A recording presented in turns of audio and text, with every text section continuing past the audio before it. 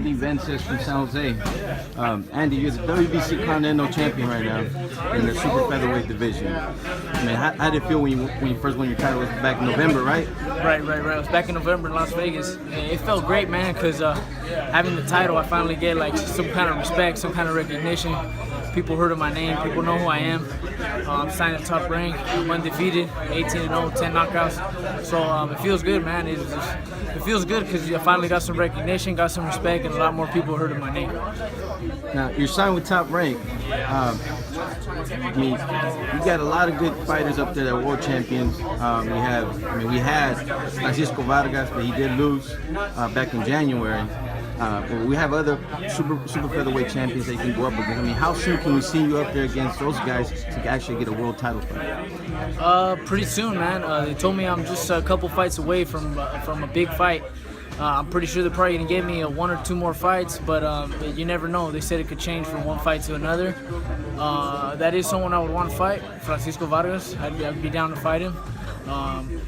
Or any other guy on the top, man. I'm already 18-0, so people can expect to see that fight pretty soon.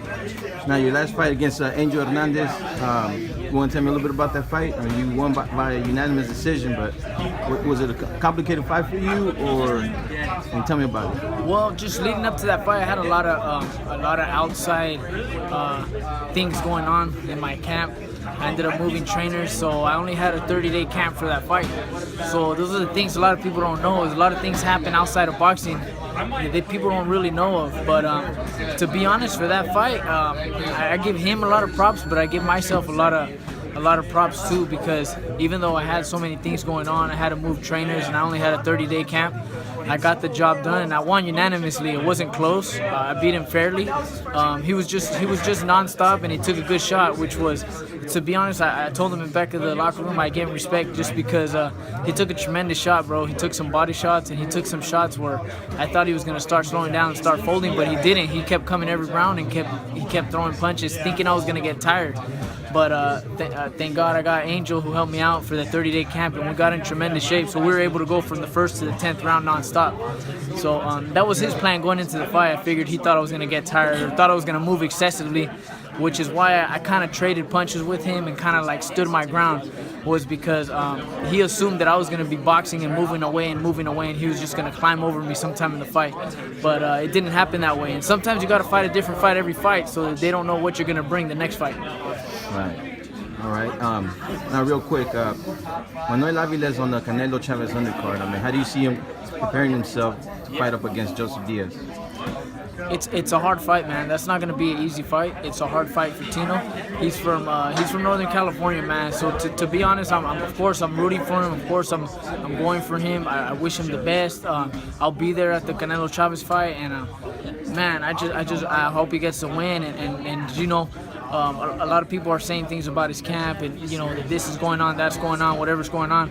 But it doesn't matter, man. At the end of the day, if he can perform that night and he could put everything together that night, dude, things happen, man. Sometimes things happen for a reason. So I just wish Tino the best from here on out, and just mentally give him that strength to just get the job done that night. Tino's one of those fighters who a lot of the times they've counted him out, and he's overcome those adversities. So hey, you can't take Tino lightly, and I feel I mean, he's 20-something and old. Those are the type of fights you're gonna get. So this is his fight. This is his time, and he just has to put it together that night, man. But it's not an easy fight. I've seen Jojo Diaz fight. He's a good fighter.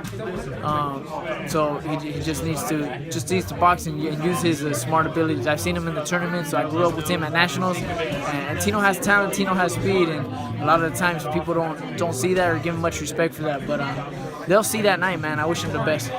Now, Ward and Kovalev is finally here. I mean, it's signed. It's done deal. I mean, you saw the first fight.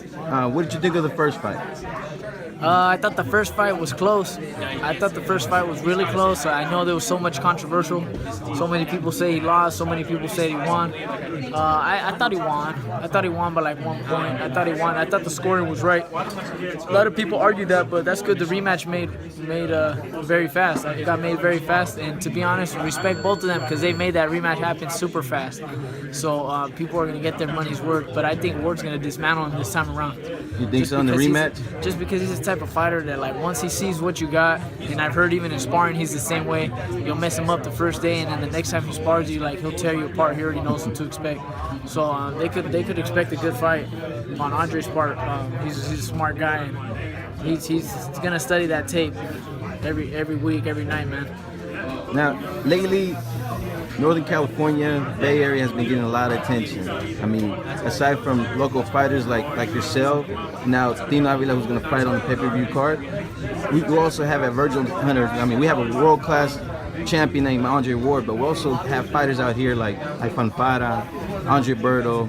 I mean, those a couple guys just to name a few. I mean, how do you feel knowing that Northern California is starting to be out there a little bit, out there to, the world can see? Well, I feel we need to push more, bro. In Northern California, we need to make more of a statement. Yeah, we got Fanfara and Andre Berto, but were they raised in the Bay Area? No. Are they from the Bay Area? Yeah, they're fighting out of the Bay Area, but they don't really represent the Bay Area. Fighters that represent Northern California and the Bay Area is me. We got Tino, Angel Jr. There's not many of us, bro. So do we need to make more noise? Hell yeah. I don't feel we're getting enough respect. So we need to get more respect. But yeah, they got those fighters at Virgil's, but they're not. I don't really consider them Bay Area fighters. Bay Area made. No, but what I'm trying to say is that these guys are wanting to come out here to the Bay Area. I mean, a lot of fighters go to LA, they go to Philly, they go to New York. Right. You know what I'm saying? But they're wanting to come to the Bay Area because of Andre and Virgil. They're at that gym and they're there for those reasons. But I think Virgil Hunter's a good trainer, but I feel Virgil Hunter has a connection with Andre Ward. I don't feel Virgil's the type of trainer that works good with every single fighter. We've seen it with Abner Mares. Didn't work out with Abner Mares. He ended up going back to Clemente. So I mean, I feel Virgil is a great trainer, but I feel everybody's kind of going and aiming towards his gym. But we do need to get out there more. And sure enough, a fighter like myself, we got Angel Jr. debuting soon. He's gonna make noise.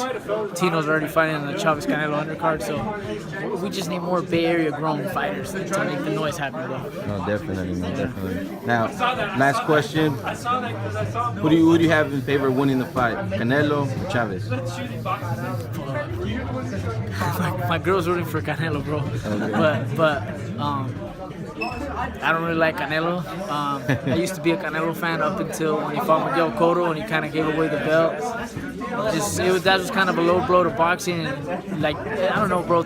Moves like that, like when you fought for that belt, you gotta defend that belt. You can't be giving it up. Things like that kind of ruin boxing, change boxing. But I'm rooting for Chavez, bro. Chavez. I'm rooting for Chavez. You think that whole business mentality is ruining the sport instead of like from the heart? Like, somebody's calling out, you better step up there. Well, come on, bro. He won the belt from Miguel Cotto. What was it, at 160? He should have defended it, bro. Why'd you get it? Why'd you fight for it if you weren't ready to defend it, Yeah. And yeah, they're gonna make the fight happen eventually, but that fight should have happened when he got the belt. Yeah. It's like me. If they tell me I gotta fight someone for the belt and I'm defending the belt, bro, I'm gonna do it. I'm not gonna give it up. How's that gonna make me look, Exactly. Yeah. All right, man. Well, thank you. Social media, where can we follow you? Facebook, Andy Vences, Instagram, and Tiburon Vences 1, and then Twitter at Andy Vences. All right. Thank you, man. Appreciate it. Thank you.